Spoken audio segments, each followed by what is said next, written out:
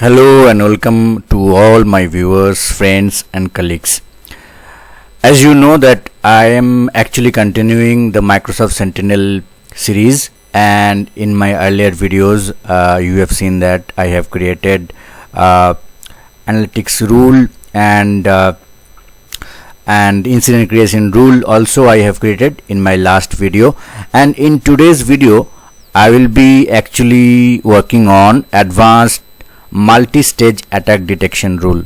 So in my Microsoft Sentinel I have already logged in, and from the main page you have to select the analytics blade, and from there you can see that there are 7 active rules already created, and what we can do is we have to select the fusion rule. So you can do one thing, you can go to the rule templates tab, and from there you have to click on add filter, and filter name is rule type and value is fusion. So you have to select fusion rule.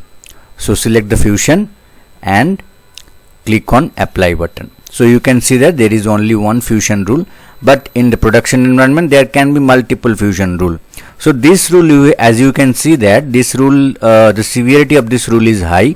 The name of this rule is advanced multi-stage attack detection, and it's in use because it's by default it's in use.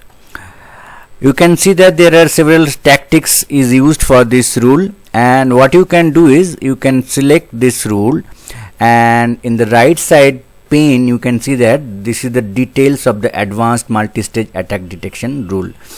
So if this rule is enabled, and by default this is enabled actually, and if this is enabled then this rule actually will create or generate multiple security incidents, and those security incidents can be in high fidelity. So these are some of the details of these rules, and as you can see that to enable this detections we recommend you to configure the following data connectors for best results. So these are the data connector that should be enabled to get the most out of this rule. You can see that out of the box anomaly detection, Azure Active Directory identity protection, Azure Defender for IoT. These are all these data connectors. Those should be enabled to get the more security incidents.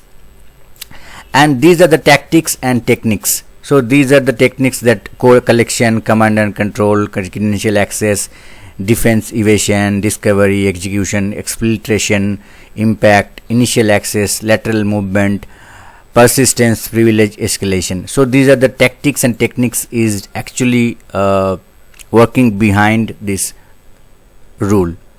So this is all about fusion rule. This rule actually will be used in the production environment very frequently, so you should know about this rule and the security incidents generated from this rule. I hope you will like this video. Please do subscribe to my channel and hit the bell icon. Thank you for watching.